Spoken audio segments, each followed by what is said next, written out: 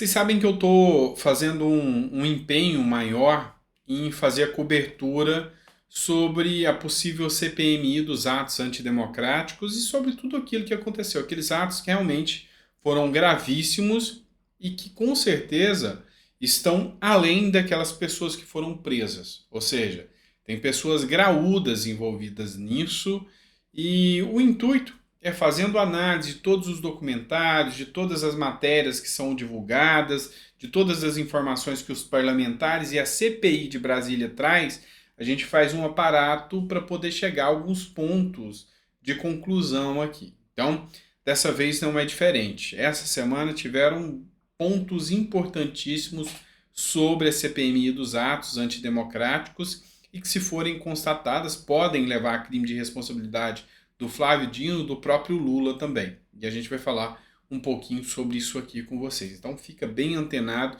que são 4 matérias que eu vou trazer e fazer análise aqui para você, tá certo? Seja muito bem-vindo, eu sou o Dr. Sandro Gonçalves, advogado, jurista, filósofo político, e o nosso intuito é entender o que aconteceu com o Brasil.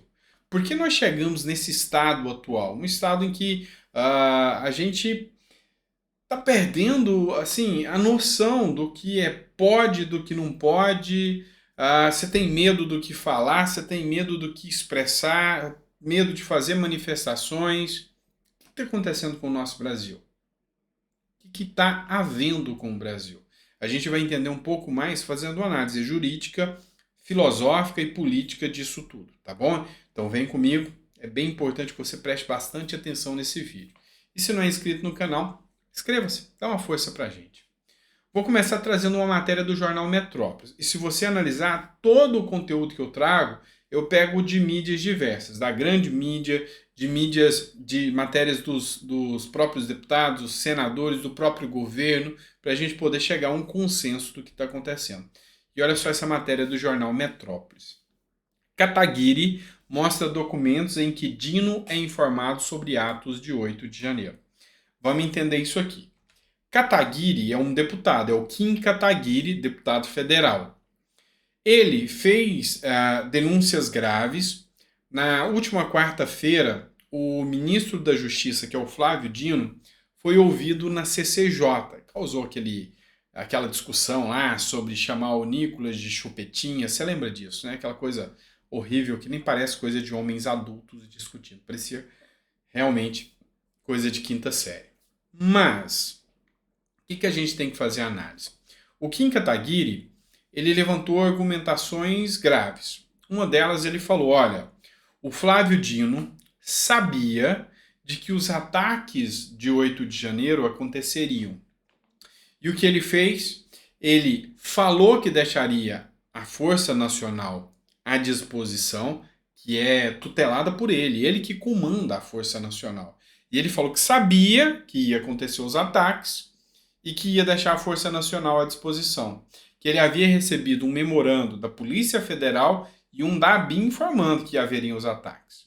Mas ele não deixou. Ou seja, deixou a Polícia do Distrito Federal a ver navios. A análise é que ele fez isso para ter uma vantagem eleitoral sobre isso. Ou seja, de que ponto? De narrativa eleitoral. Tratando os bolsonaristas como extremistas, o que ocasionou a prisão de vários apoiadores do Bolsonaro, enfim, deu tudo da forma que o PT queria. Só que, uma vez que fique constatado que isso é verdade, se realmente o for, Dino responde por crime de responsabilidade. É o que a gente chama de crime de prevaricação, ele prevaricou. E é isso que essa matéria fala. As informações foram encaminhadas ao ministro Flávio Dino na noite do dia 7. Ou seja, aqui ele não está narrando, falando. Ele traz documentos que mostram que no dia 7, Flávio Dino sabia. E o documento foi obtido pelo deputado. Outro ponto que você tem que fazer uma análise. Essa é uma mídia tradicional, Metrópolis. Então é uma mídia tradicional que está trazendo aqui voz e luz ao argumento de que Flávio Dino sabia dos atos antidemocráticos e prevaricou. Olha a importância de tudo isso aqui, tá? Vem analisar comigo aqui, porque o Kim Kataguiri mostra toda a relação e a matéria foi bem completa aqui, ó.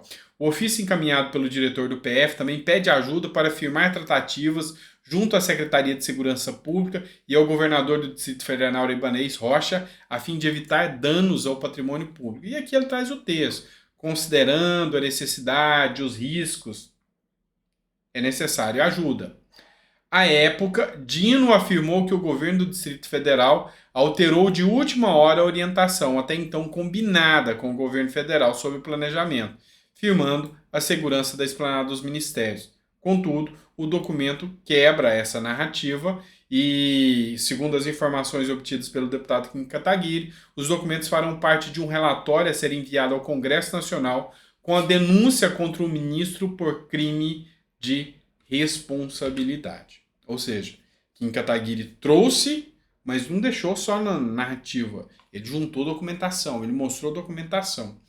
E a mídia fez o levantamento disso e constatou que realmente o documento existe. Então, a Poder 360, o Antagonista, próprio Estadão, o Metrópolis já viram que não se trata de uma bravata. Onde tem fumaça, tem fogo. Se tem um documento, tem narrativa importante. Entenderam? Aí vem uma matéria da Globo. Para você entender, lá em Brasília, na Câmara do Distrito Federal, não é a CPMI, tá? É na Câmara do Distrito Federal, já está havendo uma CPI. E essa CPI ouviu o Jorge Henrique da Silva, que é coronel da Polícia Militar do Distrito Federal. E olha só o tamanho da bomba que ele estourou no colo dessa CPI. CPI dos atos antidemocráticos. Lembrando que é a Globo, tá? G1. Ministério da Justiça avisou Secretaria de Segurança do Distrito Federal que grupo de caques planejava tomar poder, diz PM. Qual que foi o intuito da Globo aqui? Trazer a verdade dos fatos para vocês? Não. O intuito dele foi dizer que o secretário de Segurança Pública, que é o Anderson Torres, apoiador do Bolsonaro, ex-ministro da Justiça do Bolsonaro, sabia. Só que ao admitir que Anderson Torres sabia, eles esqueceram de um dado muito relevante. Quem que informou? Quem foi o responsável por informar? O Ministério da Justiça. Quem comanda o Ministério da Justiça? O ministro da Justiça. Quem é o ministro da Justiça? O Flávio Dino, que é o mesmo que o Kim Kataguiri denuncia aqui. Flávio Dino, com esses documentos. Você tem noção que, seja coincidência ou não, a narrativa do Kim Kataguiri sobre o documento de que Dino sabia, ela é confirmada com a narrativa do próprio coronel da Polícia Militar do Distrito Federal, que fala que recebeu a informação, que inclusive o Anderson Torres sabia, e que foi o Ministério da Justiça do Dino que repassou essa informação. Ou seja, Dino sabia. Dino sabia. Então, hoje, cada vez mais, e preste atenção, fique até o final do vídeo, cada vez mais as provas apontam para o Dino. Só que se chegar em Dino, Dino não cai sozinho. Quem cai com ele? Lula, que foi quem fez o decreto de intervenção. Então, poderia ser só mais uma especulação de alienados bolsonaristas, como a esquerda tenta narrar? Poderia, mas agora com documentação, e ainda mais vindo de um deputado que não é bolsonarista, e agora com a confirmação advinda de um depoimento de um coronel em uma CPI, a coisa fica mais feia. Só que vai ficar mais grave. Calma que vai ficar mais grave ainda, é só o começo. De novo, eu vou trazer a Globo aqui para você. CPI dos atos antidemocráticos, a de Brasília, que já está acontecendo, tá? Deputados afirmam que Alexandre de Moraes, vai cooperar com a investigação. Segundo os deputados distritais, ministro do STF vai compartilhar informações que não são sigilosas. G1 aguarda a resposta do Supremo. Vamos lá, você tem entendimento que é o seguinte: o Kim Kataguiri faz acusações sobre Flávio Dino. As acusações sobre Flávio Dino são, em tese, confirmadas por uma matéria do próprio G1, entenda, a própria Globo, confirma, jogando aqui um ar, assim, meio que não de um ataque direto ao governo Lula, mas já soltando a verba. Olha, o Anderson Torres sabia, mas foi o Flávio Dino que falou. Como que o Flávio Dino vai falar se ele não sabia? Como que o Ministério da Justiça vai falar se ele não sabia? E agora, Alexandre de Moraes entra em campo para ajudar nos atos antidemocráticos. E o mais importante, teve uma reunião com o Alexandre de Moraes. E essa a gente tem que fazer uma análise aqui. Reunião, matéria do Metrópolis, tá, gente? Eu sempre dou a fonte, é necessário que seja dada. Então, Metrópolis. Reunião da CPI. Moraes é enfático em fala contra golpistas após defesa de deputado. Encontro entre ministros do Supremo, Alexandre de Moraes e deputados distritais de CPI teve momento constrangedor, segundo presentes. O que aconteceu nessa matéria aqui do Metrópolis? Tem a deputada Paula Belmonte, que era deputada federal e agora é deputada distrital. A deputada falou para o Alexandre de Moraes que está previsto na Constituição, que na própria Constituição existe um direito de manifestação. E que aquelas pessoas que foram de frente ao quartel, mas que não tinham nada a ver com os atos de depredação, não eram criminosos. Estavam apenas se manifestando. E Alexandre de Moraes deu uma resposta ríspida no mesmo momento para ela. Ele falou o seguinte, deixa eu colocar aqui para vocês. Sem levantar a voz, mas de forma rígida, ele afirmou que quem pediu por um golpe militar e incitou a animosidade das Forças Armadas estava cometendo um crime e ressaltou que pode ordenar a prisão em flagrante de qualquer pessoa que volte a pedir a intervenção, como houve naquele acampamento. Tá? Então, se você pedir intervenção militar, 142, prisão. Tá, mas esse aqui não é o ponto, esse aqui é o posicionamento dele, o que é errado do ponto de vista jurídico, porque o juiz ele não pode se manifestar por um caso que está sob júdice dele, ele não poderia dar o ponto de vista dele, ou seja, o juiz tem que guardar essa parcimônia, não poderia falar, mas não é o ponto aqui. O ponto principal que me leva aqui a fazer essa análise. Aqui a Paula Belmonte vem, fala que questionou ele, que discorda, falou que inclusive os pais dela foram lá e era só para orar, isso não faz dos pais dela terroristas nem nada disso, tá? Mas assim, o ponto que eu quero trazer para vocês é que uma ala dos apoiadores de Bolsonaro, aqui ó, é esse ponto aqui ó.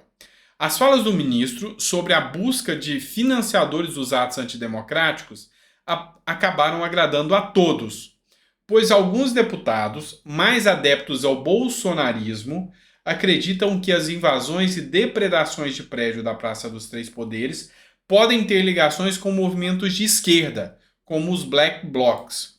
Moraes, preste atenção, disse que as investigações em andamento no STF vão alcançar um novo patamar nas próximas etapas, atingindo os maiores financiadores. Ou seja, pode ser de direita ou pode ser de esquerda. Deixa eu te fazer uma pergunta. Você está estranhando o silêncio do STF do ministro Alexandre de Moraes nos últimos meses? Principalmente sobre a volta de Bolsonaro, nada dito, sobre as ações do Lula. Tá estranhando? Tá deixando o Lula se dar corda para enforcar? Tá, né? Há uma grande possibilidade aqui de que os documentos vazados, de que as informações vazadas pelo Alexandre de Moraes venham a corroborar, venham dar força inata para as informações do Kim Kataguiri. E aí, caindo Dino, Lula cai. E se Lula cai, entra quem no lugar? Deixa eu te explicar quem. O mesmo que pediu para Michel Temer colocar o Alexandre de Moraes como ministro do STF. Você entendeu? Ou seja, o Alckmin. Tá tudo certo. Tá o plano certo. Então será que essa manifestação do Moraes, será que essa mobilização do Moraes pode ser o começo da queda do Lula? Eu acho que sim. Ou talvez não. Mas o importante é que a suspeita já foi colocada no ar. Você não acha? Você concorda com o que eu disse aqui? Chegamos ao fim do vídeo. Coloca no comentário. Você concorda com o que eu disse? Você entendeu todos os pontos? O Kim Kataguiri falou que agora não é bravata. Ele tem documento que prova que o Flávio Dino sabia. A mídia abraça essa narrativa porque agora o Kim Kataguiri, que não é bolsonarista, é de direita, mas não é bolsonarista, tem documentos. Aí vem a CPI de Brasília e confirma a argumentação dizendo que Anderson Torres sabia, porque o Ministério da Justiça de Flávio Dino me informou no dia 5, ou seja, bem antes. E aí o Alexandre de Moraes fala que vai ajudar, inclusive vai ajudar a achar os financiadores. Aí a base bolsonarista fica mais feliz, porque eles acham que tem black blocs e falaram isso ao Alexandre de Moraes, e o Alexandre de Moraes responde que não, nós vamos achar todos. Entenderam? Coloca no comentário aí o que você achou sobre tudo isso. E se você acha que o começo da queda do Lula pode vir pela CPMI dos atos do dia 8 de janeiro e é em função disso o desespero do Lula. Coloca no comentário.